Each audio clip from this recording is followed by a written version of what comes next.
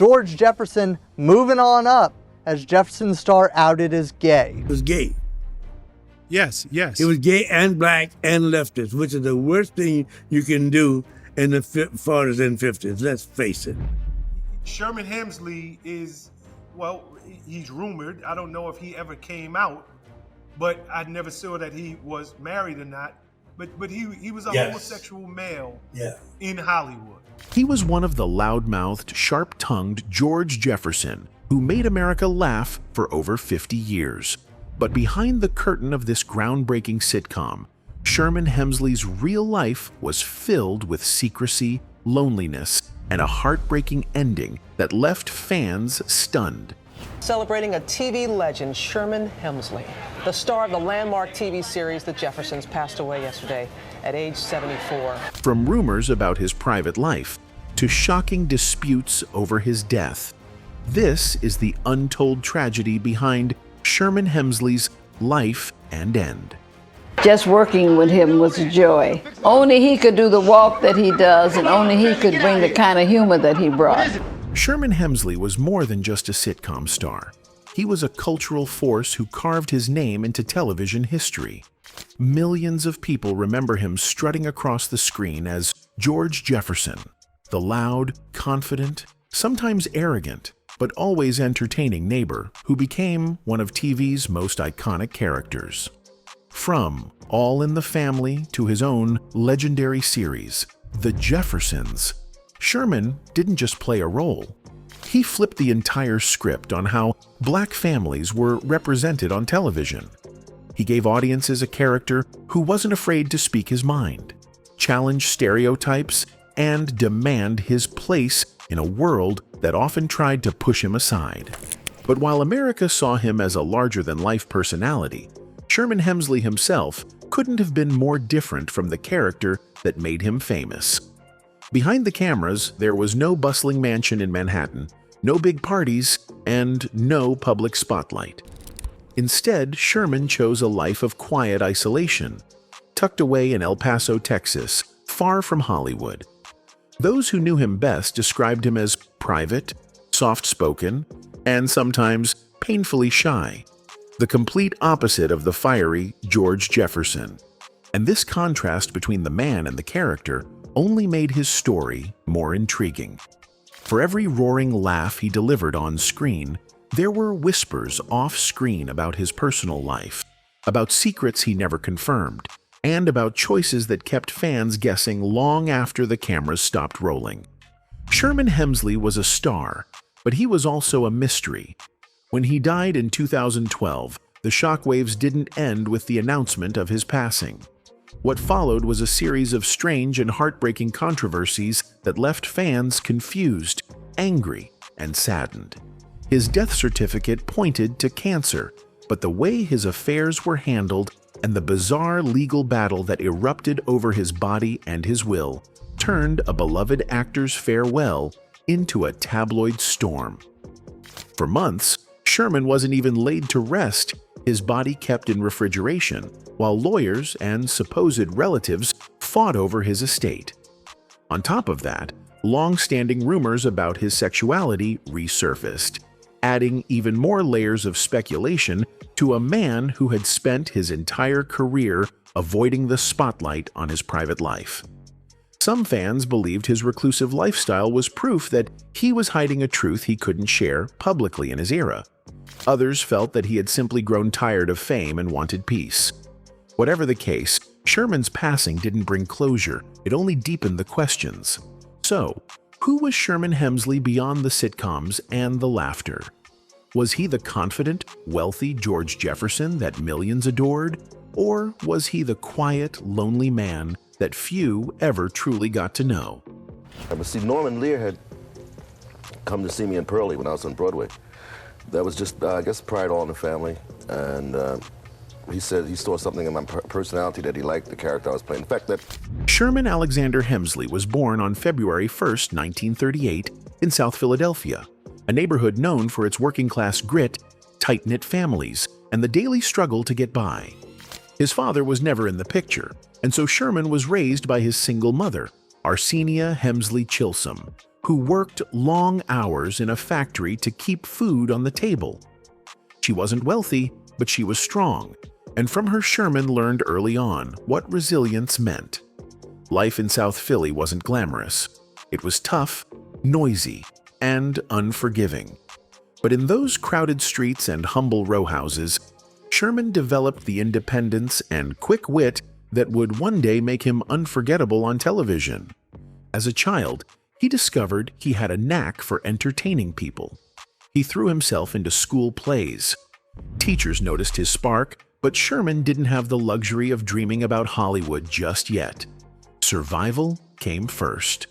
After high school, instead of heading straight into acting, Sherman made a very different choice at this point as he enlisted in the U.S. Air Force. He served for 4 years, gaining discipline, routine, and a sense of responsibility. The military experience was a far cry from the stage lights, but it shaped his character in ways that would serve him later in life. After leaving the Air Force, Sherman returned to civilian life and needed steady work. He found it at the U.S. Postal Service, where he worked as a clerk. Day after day, he sorted letters and packages, blending in as just another working man trying to make ends meet.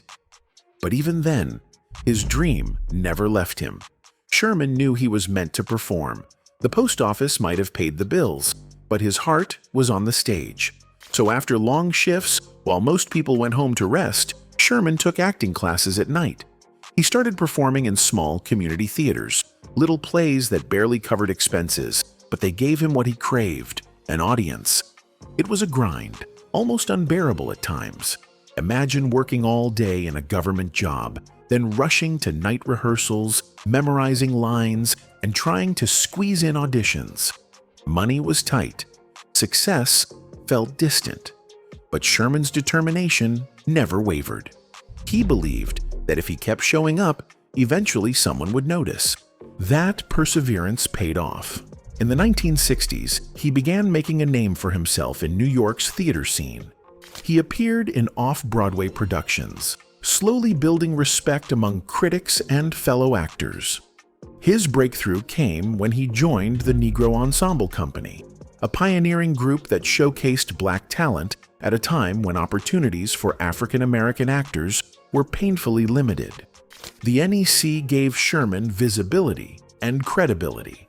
For the first time, people began to talk about him as a serious actor with range and presence. And then came the opportunity that would change everything. In 1970, legendary television producer Norman Lear, already famous for creating groundbreaking shows, noticed Sherman's unique energy and comedic timing. Lear wanted him for a recurring role on his hit series, All in the Family. The character?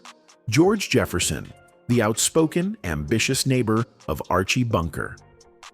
At first, Sherman hesitated. He was already committed to Broadway, starring in the Tony Award-winning musical Pearly. Television was calling, but he didn't want to abandon his stage role.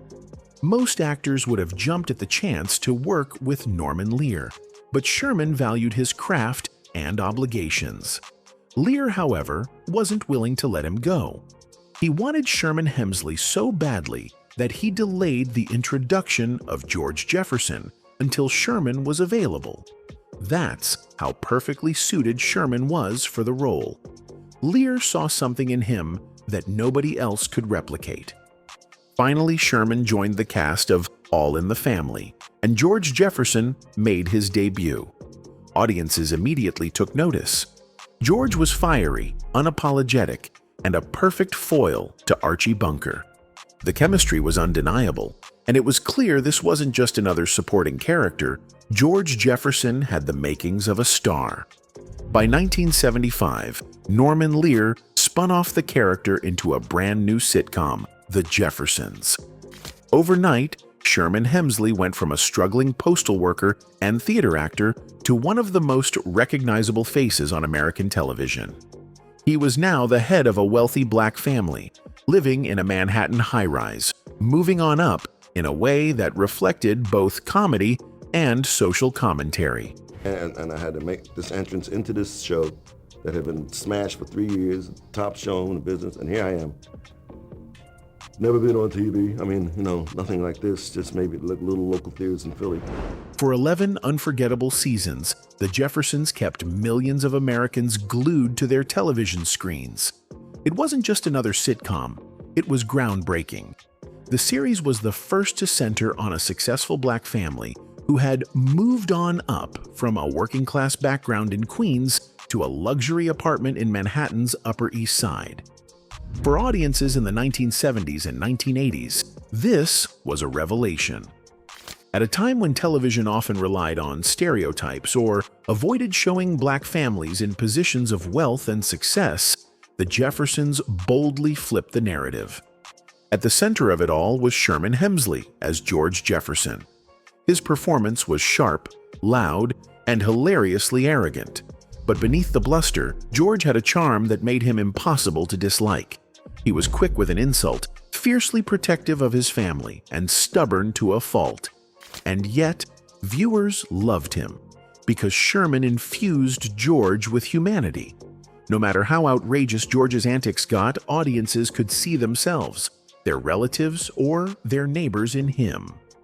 Paired with Isabel Sanford as Louise "Wheezy" Jefferson, Sherman's on-screen chemistry reached legendary status.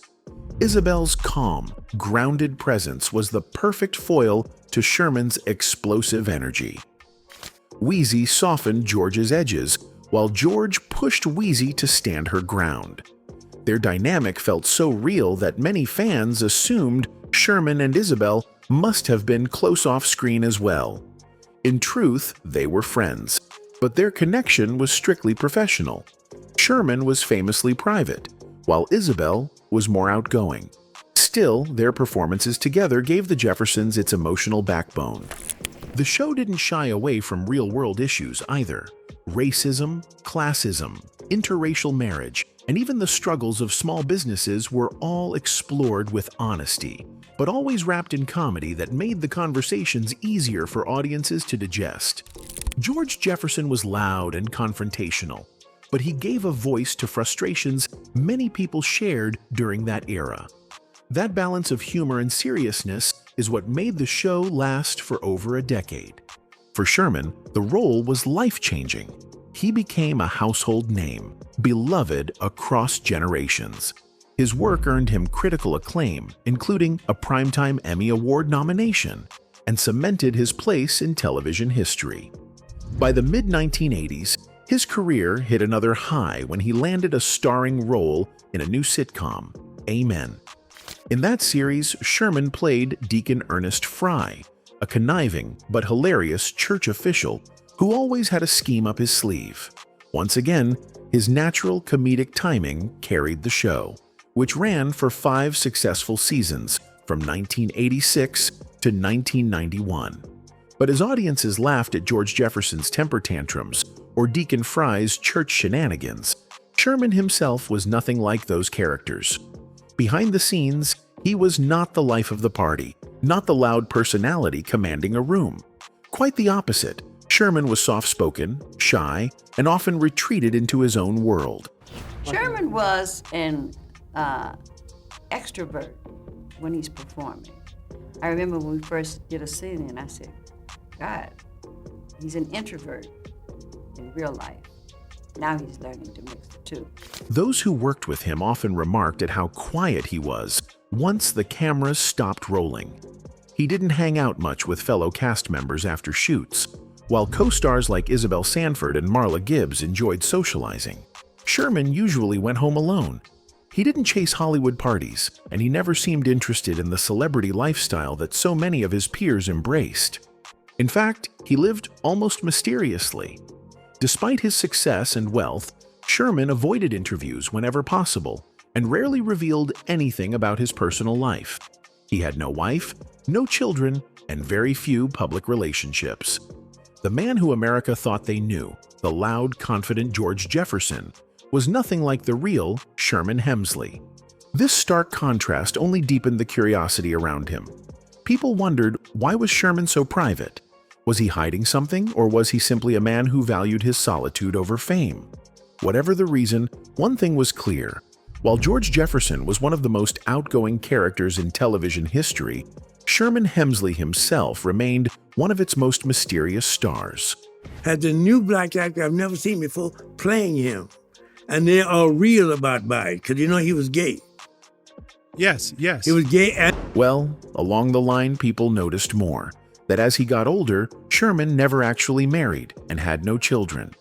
He lived in El Paso, Texas, far removed from the bright lights and headlines of Hollywood. His choice of solitude was striking for someone who had achieved national fame. Friends and colleagues often described him as reserved, some even calling him reclusive. He wasn't one to seek the limelight or indulge in celebrity life. Instead, Sherman preferred quiet. But those close to him, those rare few, painted a different picture. They remembered him as a gentle soul with deep passions, especially for music. He loved the smooth sophistication of jazz. And, surprisingly to many, he was a fan of progressive rock, drawn to bands like Yes, Gentle Giant, Gong, and Nectar, eclectic tastes that spoke to his offbeat personality. In 1989, Sherman surprised fans by stepping back into the spotlight, musically, with a single titled Ain't That a Kick in the Head, recalling his past as a jazz keyboardist. Then, in 1992, he released a full-length rhythm and blues album called Dance, even making an appearance on Soul Train to perform Eyes in the Dark. Despite these rare public moments, virtually nothing was known about his romantic life. There were no red carpet couples, no scandalous headlines, no baby mama that's common with celebrities and divorces, just silence. Over time, rumors began to swirl, many speculating that Sherman was gay. Yet he never addressed these rumors publicly. In 2007, VH1 ran a segment that listed 3 favorite allegedly gay black actors from the past, and Sherman Hemsley took the top spot. The ranking, though speculative, reflected the persistent curiosity about Hemsley's private life. For many, it was less about labeling him and more about acknowledging the quiet courage it may have taken to live authentically in an unforgiving era of Hollywood. After his death in 2012, the whispers turned into more pointed reflections. Also, colleagues in the entertainment industry spoke more openly. Damon Evans, who appeared on The Jeffersons, told The Advocate in 2025 that he believed Sherman was gay, a sentiment shared, not just in hushed tones, but he confirmed it to be something almost every cast on set knew about. We cruised the same places, went to the same parties, the same bars, but it wasn't something we talked about. He was dating a Puerto Rican guy. They lived together. His boyfriend came to our tapings. I just didn't understand why it needed to be hidden for so long, but Sherman really didn't like being in the spotlight. He even remarked that Sherman deserved a posthumous Emmy, not only for his brilliant comedic performances as George Jefferson, but also for the quiet dignity with which he navigated a Hollywood era hostile to authenticity. His ability to protect his truth while still giving the world unforgettable art was itself a remarkable act of courage. An Out article from 2012 added further layers, suggesting that Sherman's longtime manager, Flora Enchinton, said during her time with him, he and a man named Kenny Johnston lived together in El Paso. Enchinton described herself as his friend, business partner, and manager for over 2 decades. She even shared that she had never known Sherman when he was famous, implying that his closest circle was small and private. Also, actor Jimmy Walker of Good Times suggested that Hemsley was indeed part of the LGBTQ community. Still, nothing about Sherman's sexuality was ever confirmed by him. Some fans believe his lifelong privacy was a way to protect himself in an era when being openly gay could derail careers. Others feel his reclusive life in El Paso simply reflected his desire for peace and normalcy. The speculation continues, often silently, sometimes loudly, but always in the absence of definitive answers. And that silence may have been Sherman's most deliberate choice of all. We didn't even think of him as a movie star or nothing. We just thought of him as a neighbor. and you love him and hug him. After Eamon wrapped up in 1991, Sherman Hemsley's career noticeably slowed. He still popped up in small but memorable guest spots, appearing on shows like The Fresh Prince of Bel-Air, Sister, and lending his voice to the beloved animatronic sitcom Dinosaurs. His unmistakable voice and comedic timing kept him in demand for commercials, cartoons, and reunion specials. Yet despite his iconic status, Sherman never secured another starring role on the scale of the Jeffersons or Amen. Despite his success on television, Hemsley faced financial difficulties later in life. Reports indicate that he had lost much of his wealth, much later in life leading to questions about his financial management and the circumstances surrounding his financial decline. The contrast between the wealthy, successful George Jefferson he portrayed on screen and his own financial struggles off-screen highlighted the challenges many actors of his era faced, particularly in navigating fame, sudden fortune, and long-term stability. By the late 1990s and into the 2000s, his public appearances grew fewer and farther between. Fans who caught glimpses of him in interviews or at events sometimes remarked that he seemed frail compared to the lively, sharp-tongued George Jefferson they remembered. Behind the scenes, Sherman was reportedly grappling with serious health issues. He battled chronic lung problems, and doctors later diagnosed him with superior vena cava syndrome, a rare and debilitating condition caused by a vein leading to the heart becoming compressed. This illness took a heavy toll.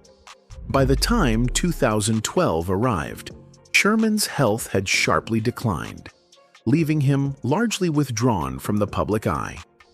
Friends and admirers noted that the man who once commanded the television screen with his fiery wit and bold strut was fighting a private and painful battle.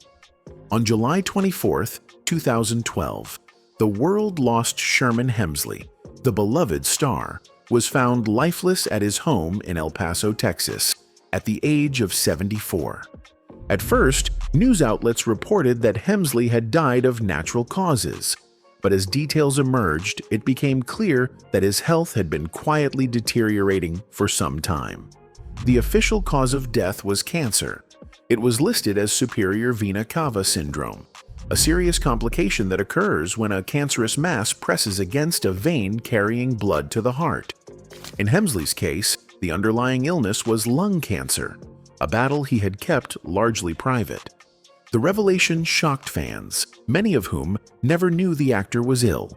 His sudden passing, paired with the nature of his illness, cast a somber shadow over Hollywood and the millions of households that had welcomed his sharp humor for decades.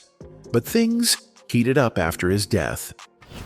Judge Patricia Chu told the court that Hemsley's last will and testament, naming Flora Etchinson Bernal as the executor, had no evidence of forgery in the signature as his family alleged. Instead of a somber farewell, Sherman's death became mired in a drawn-out legal saga. Hemsley had named his longtime friend and business partner, Flora Etchinson Bernal, as the sole beneficiary in a will written just 6 weeks before his death. Etchinson claimed to have lived with and cared for him for years. Shortly after his passing, a man named Richard Thornton surfaced, asserting he was Hemsley's half-brother and challenging the will. Thornton questioned the actor's mental capacity when the will was signed, seeking control over both the estate and Hemsley's final resting place. This legal battle had deeply disturbing consequences as Sherman Hemsley's body remained refrigerated and unburied for nearly 4 months. It was horrifying that the man who brought joy to millions lay unattended, caught in a courtroom tug-of-war over money and control. A Texas judge, Patricia B. Chu, eventually validated Hemsley's will. Evidence included testimony from a lawyer affirming the actor's soundness of mind when signing, a nurse who recalled him as oriented and coherent, and a friend, U.S. Marshal Robert Almonte, who confirmed Hemsley saw Flora Etchinson as his only family, stating he did not wish to return to Philadelphia. With the will upheld, Flora Etchinson received the legal authorization to proceed with the burial. On November 21, 2012, almost 4 months after his death, Sherman Hemsley was finally laid to rest at Fort Bliss National Cemetery in El Paso. The service, attended by around 150 mourners, featured video tributes of his iconic role as George Jefferson, blending sorrow with laughter. Flora Enchinton described the burial symbolically, saying, "The best way I can describe it is by how we released a dove. Just set him free, let him be, let him explore the universe." One of the most striking elements of the funeral was that many of Sherman's former Jeffersons co-stars, including Marla Gibbs, who played Florence, were notably absent. Marla later explained her decision not to attend stemmed from the chaotic legal conflict. She expressed concern about whether the arrangements truly reflected Sherman's wishes and highlighted how distant he had grown from Hollywood, making it difficult to know what he would have wanted. This absence only fueled speculation about Sherman Hemsley's later years. Was he increasingly isolated from colleagues and friends? Despite the tragedy and controversy, Sherman Hemsley's legacy is undeniable. Sherman's comedic timing, energy, and ability to balance arrogance with charm made him unforgettable. Shows like The Jeffersons paved the way for modern sitcoms about successful black families, from The Fresh Prince to Blackish. He lived a life of contrasts, outwardly loud, inwardly private, professionally iconic, personally mysterious. His death, filled with controversy, sadness, and unanswered questions, showed that fame doesn't always protect against loneliness or tragedy. And while his personal life may remain a mystery, his professional contributions continue to inspire. Yet, through it all, his work still brings joy to millions. Every time George Jefferson struts across the screen, audiences are reminded of the man who moved on up and helped television move forward with him.